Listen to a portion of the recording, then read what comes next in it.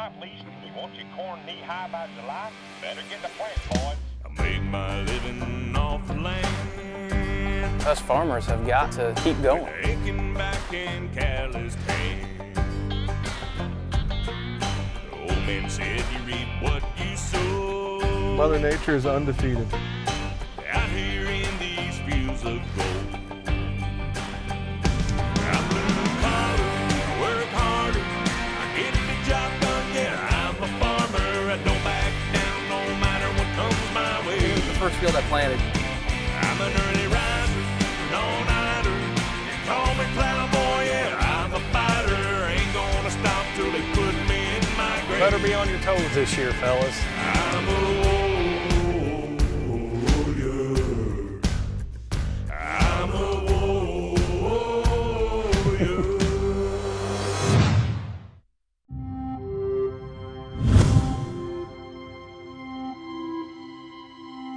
This episode of Corn Warriors is presented by Pivot Bio.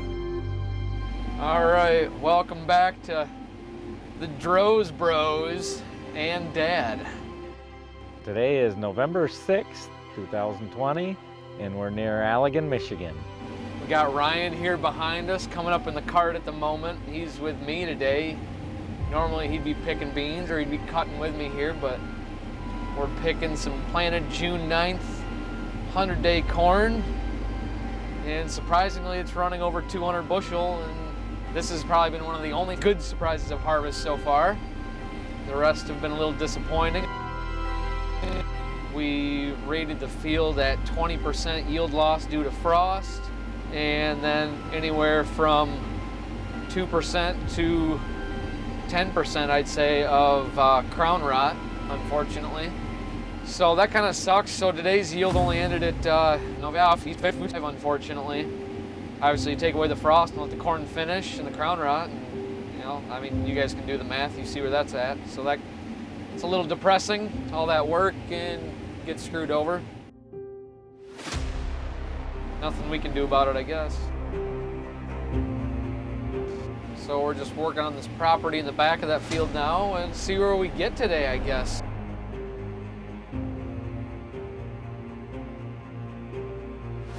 They were combining corn. I got stuck combining soybeans today. They did a dry land contest entry.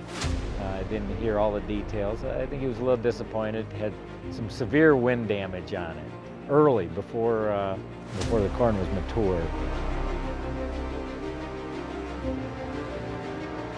The dry land entry that we picked today, that did not make us money, thanks to drought and frost, and well, as you guys saw in the video, substantial wind damage as well. So unfortunately didn't come out on that one. I'm still optimistic that we find another big yield, something to maybe run with those other guys. Probably be hard to keep up with Kevin and Brooks and them guys. Not so sure we'll be able to pull one off, so this might be the last time you guys see me. I don't know. At least it's a nice day out, and we're running.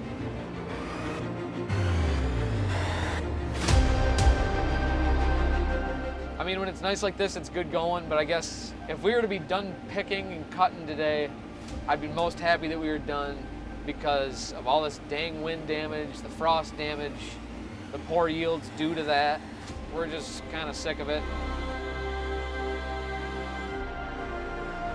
We did a lot of things right this year, and it just seems like unfairly Mother Nature took it away from us. So I guess that's just the cards you're dealt too.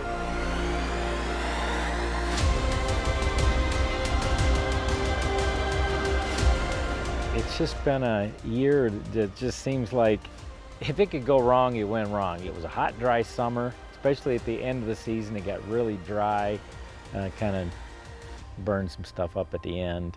Frost got us on a little bit of stuff. So yeah, a little everything this year. You know, we've had a lot of weather extremes in the last 5-6 years, and it just seems like we don't get just a kind of mild weather year anymore.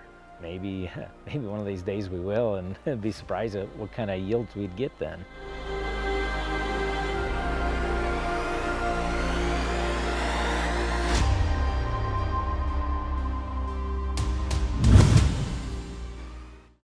No matter what the weather throws at us, Pivot Bioproven is harnessing what is naturally within the soil, making nitrogen available to the plant. Where I applied Pivot Bioproven, the average across the whole field was about a 5 to 6 bushel an acre benefit. And we know that large rain events are not going to leach that nitrogen out into our water.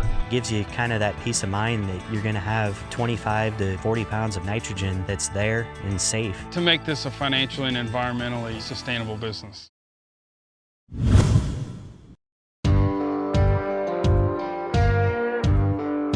Hey, we can go shell corn, so let's take it on the road. So to tell you what happened, he come up to me and he asked, hey, what's the cheapest seed I can get? We had that pheasant seed there, and I said, well, hell, I'll just sell it to you for 50 bucks a bag. So I'm betting it might have got 100 pounds of nitrogen, and that's it on this ground. As far as corn, we're probably, where we didn't run the strip till, we're probably gonna average 20 bushel off of what we've done the last 3 years. Where we run the strip till, we're about 65, 70 bushel off. Put it this way, the best that the strip till did by itself was 320.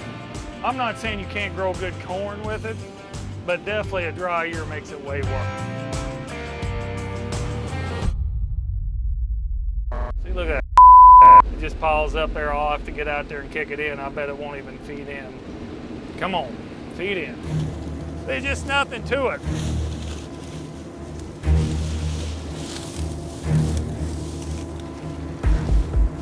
This is why you spray BASF fungicides. This field did not get it.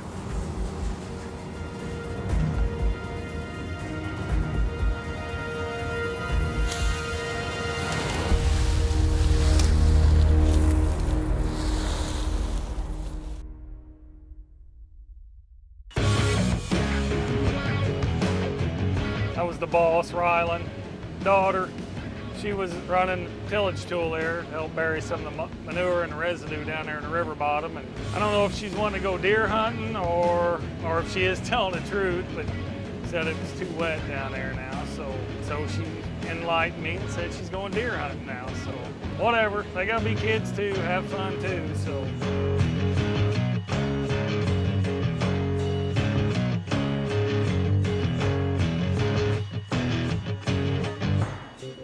But anyway, little overview on our year. We were dry the whole year. You know, we were sitting on about 7.5 inches from planting to harvest for the corn crop. And, you know, normally we're 4 or 5 times that much rain in the season. And, you know, we tried a few new things out, the strip tilling, and we learned a lot on the strip tilling. And, you know, overall, corn was off a little bit, which, like I said, we can manipulate Mother Nature, but we can't beat her. Same roll.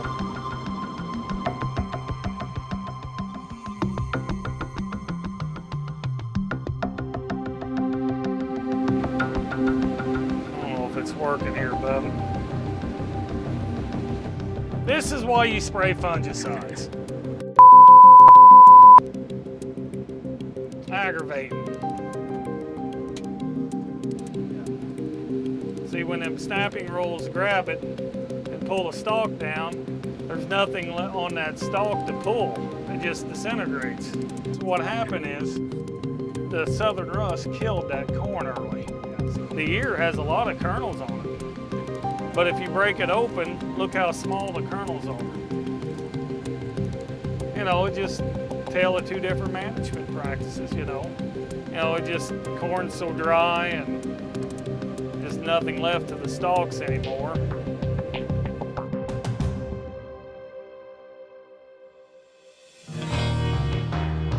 So we'll give a little shout out here for BASF. For those of you who don't know, we started a consulting group, help us farmers, other farmers out here, and we got talking about fungicides to use, and looks like everybody so far that's in our group is really bragging on Veltima, that it's been kind of the game changer on our farm as far as fungicides.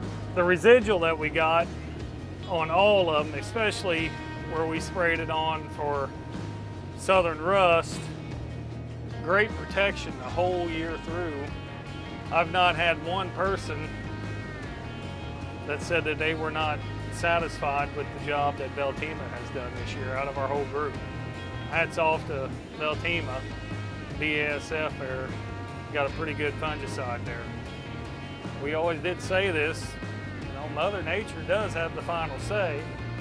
You can manipulate her, you can finagle with her a little bit, but she has the final say.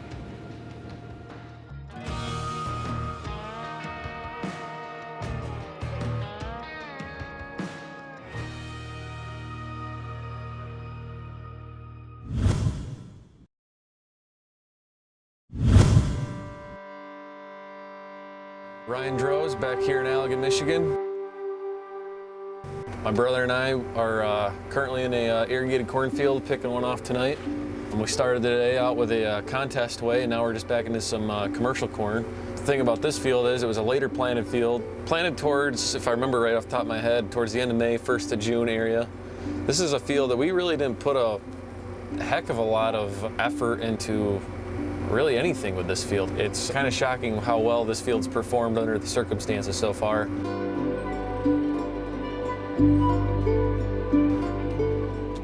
Been doing a little planning for 2021. I think we're gonna stick with the wide drops. They seem to work pretty good. Probably should have been spraying when I was wide dropping. So there's one thing right there. So we'll probably go to more wide dropping late when we're just learning every day and trying to figure out how to improve more, and can't wait for 2020 to be over. I am sick of it. Right now, I would dare say we are going to finish dead last to all the other CornWarriors. Not happy with that yield. I am looking to come back next year. I'm just not thrilled with any of our corn. So it sounds depressing. The guys that work for us, they do a good job. They probably get more done in a day than I do, so they're way more valuable than I am, I can tell you that. I am Matt Davis. I'm just here taking the last look at what's going on in the field. So looking at stalks, the insides of the stalks, and looking at roots, just trying to do some evaluation on what they're experiencing and seeing out here. So some are good and some are bad. Some are a result of directly after planting, and some is a result of summer. But then there's some good out here too. This is what it should look like. So this plant looks really white all the way down to the root, and you don't really see anything. It looks water soaked. So seeing that white pith, that's what you want to see a corn plant look like, even all the way up to harvest. I don't like seeing this. This is probably a result of midsummer, seeing the deterioration of the stalk at 3 or 4 nodes up. We went without rain for a long time in August, and that's an issue. But on the flip side, if you look at this root up here, this plant was one that was not doing so well. This plant's had trouble since the beginning. That's probably Fusarium crown rot, and so the crown has been junk for quite a while. Just trying to figure out what happened with each plant and how we can do better. We enjoyed the CornWarriors. It's been a fun little project. It's kind of unique and it's kind of fun, and it's something we look forward to. So hopefully we can keep doing this for a little while. Probably be her first appearance on the show, actually, I think, which is pretty cool. I can't really think if she was in the first couple episodes or not, but so she actually does a lot of our book work and accounting for us, so it was really cool to, it's really good to have her on the show because she's just as much a big part of the farm as the rest of us, so that's pretty sweet. She was just out today. Usually she brings us lunch and then kind of hangs out and gets a bird's eye view of the operation, things going on. She kind of likes seeing the whole thing come together too, especially at harvest when she sees all the hard work and late hours we put in. I finally convinced her that it was worth it. So I think she likes that too. I never knew how much work there was just starting a new company. So there was a lot of those challenges, a lot of reorganization challenges, I guess you'd say. And then it kind of seemed like we were hit with some weather challenges and getting stuff rolling as far as getting in the field, timing of things throughout the year, logistics of everything. That was a huge challenge this year. So overall, as much as there were some headaches and tiredness along the way, it definitely pays off in the end. So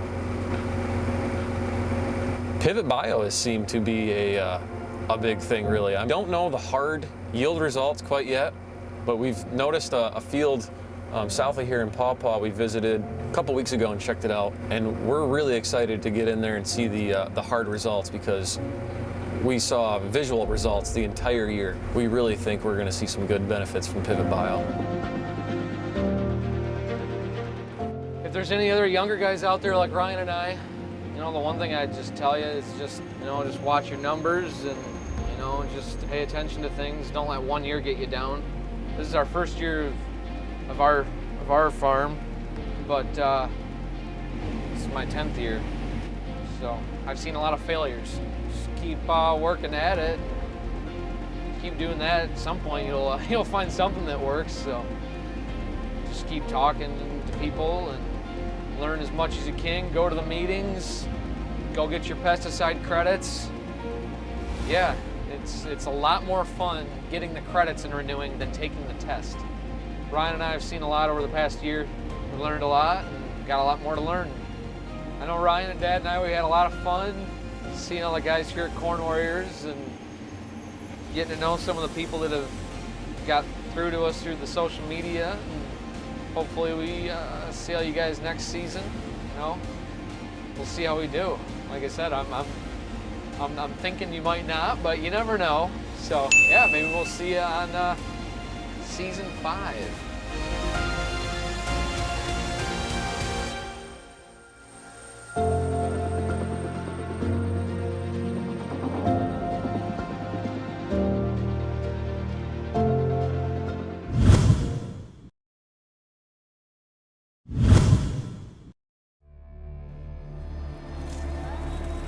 Those little flaps, see how these flaps are a little closer than them other ones?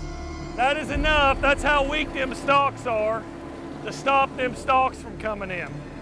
I mean, when that little flap can stop it, the corn is So I mean, dude, we should be buzzing through this corn. Like I said, 7-8 mile an hour. Oh, this corn should have been 60 to 80 bushel better if he'd have sprayed a fungicide on it. So he could have spent 30 bucks an acre and made him 160.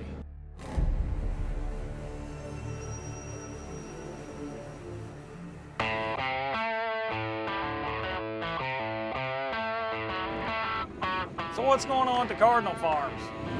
Not much. We just got done yesterday. Brandon cut our last beans yesterday. Got 20 acres left.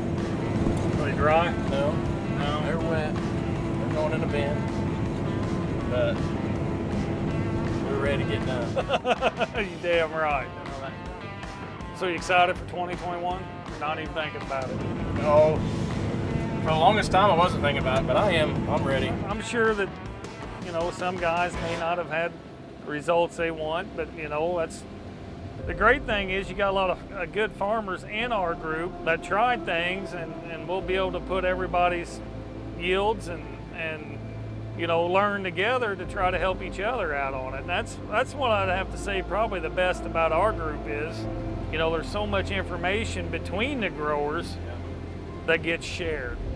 There's no jealousy, there's no, because everybody's after the same thing, making money, and I don't think there's really too much of an ego in our group. No, I don't think so at all. And I mean, just like the guys that's ran your program, I mean, all of us on all our different soil types, we've come together now and we've got data on. Yeah, it's going to be exciting. It's going to be exciting this year. First year of everybody's tissue samples and yields, and we went up to Brooks this year, and when he was saying he was on sand, I thought, he's full of shit. Yeah, guess what? He's got sand. A different world. Yeah, it's a different world. I don't know if our grain equipment can go up one of these hills just going down the road. My truck's stalled out on that hill back there. Oh, we need to take you back the other way then. I'll tell you what, Brooks must be the lucky charm because since he's got in here, we've not had to go out there and kick that fodder.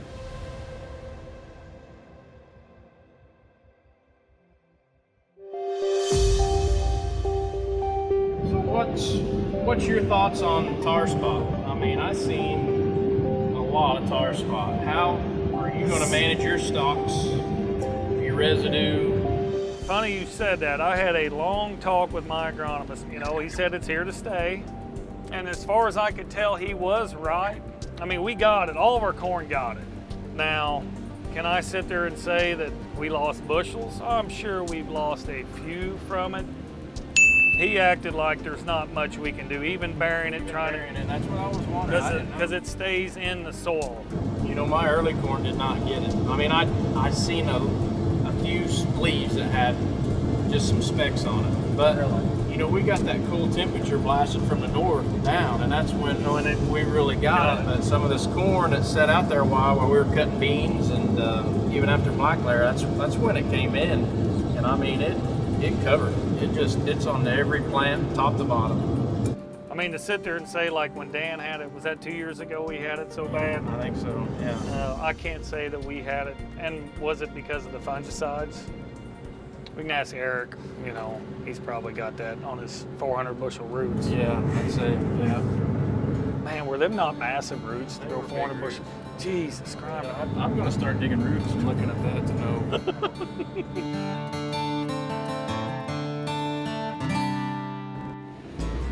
It probably, and this creek bottom should have been making 200 bushel corn with one shot. Each is his own. I just wish it had fed through the combine. It shouldn't be shelling 10 mile an hour in here. About 3.2 seems to be about the best running through. Good thing is we're about loaded with the trucks. We'll go home. I do gotta say, this red combine's a hell of a lot quieter than our deer. That's probably because all that big ears bouncing around. You know, I mean, you're running logs through the son of a bitch, you're gonna growl.